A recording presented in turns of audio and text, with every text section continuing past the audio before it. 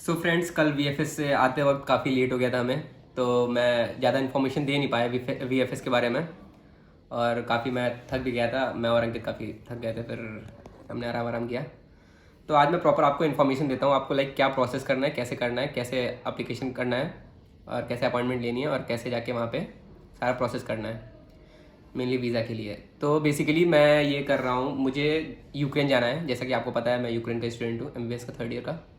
तो मुझे यूक्रेन जाना है, तो वहाँ पे कोई फ़्लाइट तो ऐसे है नहीं डायरेक्ट, तो मुझे वाया किसी दूसरी कंट्री से ही जाना पड़ेगा। तो इसलिए हम पोलैंड का वीज़ा अप्लाई कर रहे हैं।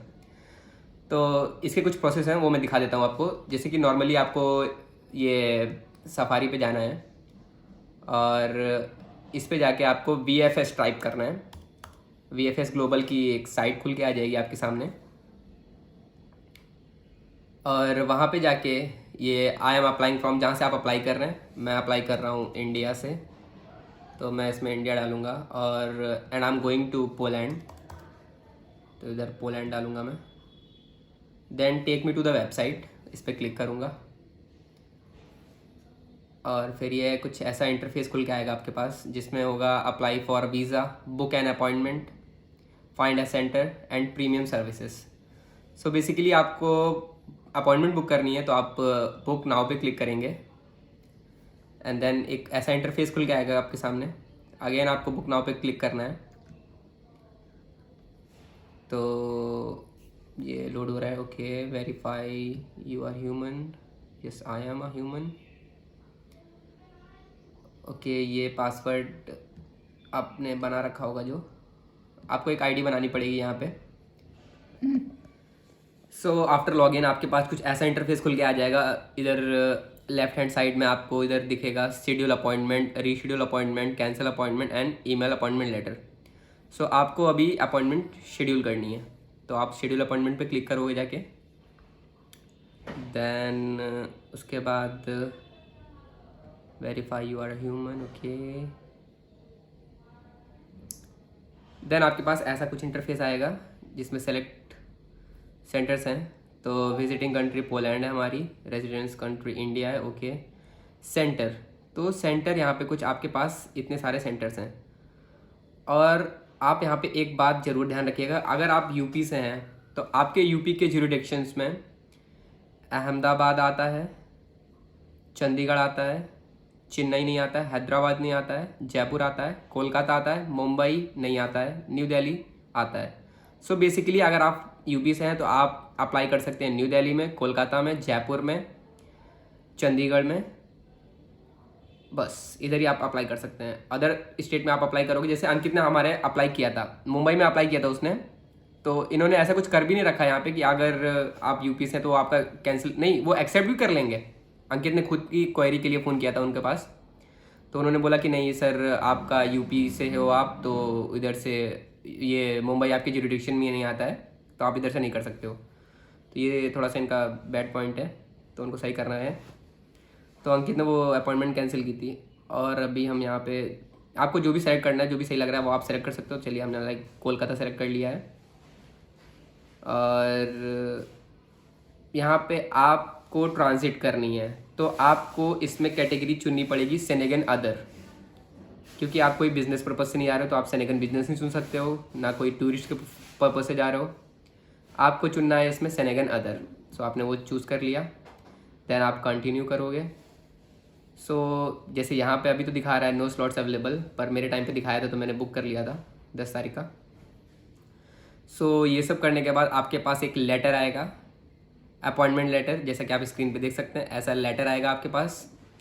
और इस लेटर को आप ले सकते हैं। उसके बाद कुछ आपके डॉक्यूमेंट्स रहेंगे, वो आपको ज़रूर से लेके प्रॉपर चलने हैं, क्योंकि वो नहीं रहेंगे तो प्रॉब्लम हो जाएगी। डॉक्यूमेंट जैसे कि अगर आपके फादर आपको स्पॉन्सर कर रहे हैं तो उनका आईटीआर 2 साल का, और एक चेकलिस्ट होती है वो है, और एक वीज़ा एप्लीकेशन फॉर्म होता है, शेनेगन फॉर्म, ये आपको इधर से ही मिलेगा।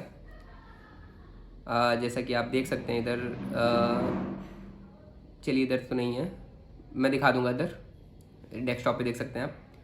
और उसके बाद आपको पासपोर्ट का फ्रंट बैक प्रॉपर चाहिए। पोस्ट विद का चाहिए जो आपकी यूनिवर्सिटी से आपको मिला है, 2 विद का चाहिए जो आपके टेम्परेरी रेजिडेंस यूक्रेन का था वो चाहिए आपको, आधार कार्ड चाहिए पेरेंट का और खुद का भी, और आपको फिर यहाँ पे बस टिकट करानी पड़ेगी, फ़्लाइट टिकट डमी चल सकती है, होटल रिजर्वेशन वो भी आपको डमी चल सकता है। स्पॉन्सरशिप लेटर ये होगा जैसे कि आपके फादर आपको स्पॉन्सर कर रहे हैं तो आपको एक एफिडेविट पे वो लिखवाना पड़ेगा आपको फादर का अपने, कि आपके फादर आपको अलाउ कर रहे हैं, ठीक है।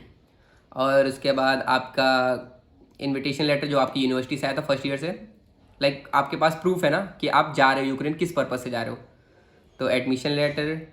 और आपको अपनी यूनिवर्सिटी से भी मंगाना पड़ेगा कि हाँ आप हमें अलाउ कर रहे हैं कि हम वाया पोलैंड यूक्रेन में आ सकते हैं, तो एक वो इनविटेशन लेटर आपको यूनिवर्सिटी से चाहिए। और बैंक स्टेटमेंट चाहिए फादर का आपके 6 मंथ से 1 ईयर तक का चाहिए, मैंडेटरी है ये। और एक मेडिकल इंश्योरेंस चाहिए आपको। इतने डॉक्यूमेंट्स आपको करने ही करने हैं और मैं ये आपको स्क्रीन पर भी दिखा दूंगा प्रॉपर्ली। तो ये डॉक्यूमेंट्स आपको प्रॉपर रखने ही रखने हैं। देन उसके बाद क्या करना है, आपको सेंटर पे पहुंच जाइए। आप आधे घंटे पहले आप सेंटर पे वहाँ पे पहुंच जाइए। तो आप कुछ नहीं है वहाँ पे लास्ट बाहर एक गार्ड होगा, आप उसको अपना अपॉइंटमेंट लेटर दिखाइए, वो आपको अंदर ले जाएंगे। और उसके बाद आपको बाहरी काउंटर पे एक टोकन नंबर देंगे आपको। मैं टोकन नंबर दिखा देता हूँ, ये कुछ ऐसा दिखेगा। तो टोकन नंबर लेके आप जाके रेस्टिंग एरिया में बैठ सकते हैं। आप बैठेंगे, उसके बाद वहाँ पे एक टाइनी सी स्क्रीन होगी, वहाँ पे आपको आपका नंबर शो करेगा। उस नंबर के हिसाब से आपको काउंटर नंबर वहाँ पे शो कर जाएगा कि आपको इस टोकन का नंबर इस काउंटर पे जा सकता है। तो आप वहाँ पे जाइए, अपने डॉक्यूमेंट सारे सबमिट करिए। देन उसके बाद वो आपका पेमेंट करते हैं, और पेमेंट में उसके बाद वो पूछते हैं आपको कि आपको आपका पासपोर्ट आपको डिलीवर चाहिए आपके घर पे। तो मैंने डिलीवरी वाला चूज़ किया था, और एक ऑप्शन रहता है उसमें आपको एसएमएस चाहिए। वाया एसएमएस आपको सारी इन्फॉर्मेशन प्रोवाइड करते रहेंगे कि आपका वीज़ा अब इस स्टेज पे, इस यहाँ पे ऐसे ऐसे, लाइक क्या स्टेप बाय स्टेप चल रहा है, कहाँ पे कितना हो चुका है प्रोसेस, तो वो आपको वाया मैसेज सेंड करते रहेंगे। तो वो आपको उसका भी पे करना पड़ेगा। उसके बाद आपको जाके पेमेंट काउंटर पे कैश पे करना है, वहाँ पे कैश ही चलता है, आपको कैश ही लेके जाना पड़ेगा, कोई कार्ड कोई एक्सेप्ट नहीं उधर। तो आपको पेमेंट लेके जानी है कैश में, वो पेमेंट करनी है। उसके बाद देन आपको वापस से रेस्टिंग एरिया में रेस्ट करना पड़ेगा। फिर आपको बायोमेट्रिक्स के लिए आपको अलग से स्क्रीन पे शो करेगा कि आपको बायोमेट्रिक्स में जाना है। तो कुछ समय बाद आपको बायोमेट्रिक्स के लिए जाना पड़ेगा। वहाँ पे कुछ नहीं, आपको फिंगरप्रिंट्स देना है अपने नॉर्मल से। तो वहाँ पे सिर्फ 5 मिनट का काम है। वो सब करने के बाद आपको लाइक वहाँ से फिर कुछ नहीं मिलेगा। लाइक आपको एक स्लिप मिलेगी प्रॉपर, वो लेके लाइक आपको जैसे स्लिप किसी शॉप से आप सामान लेते हो तो आफ्टर स्लिप मिलती है ना, तो वैसी स्लिप मिलेगी, रिसीविंग स्लिप। तो वो लेके आप वहाँ से जा सकते हो, उसके बाद कोई काम नहीं है। तो आफ्टर मैंने वहाँ से पूछा था तो उन्होंने बोला था with in 15 to 20 working days में आपका वीज़ा आपके कुरियर एड्रेस पे कुरियर कर दिया जाएगा। तो ये था सारा प्रोसेस हमारा वीएफएस का। तो आप ऐसे कर सकते हो apply. So thank you so much.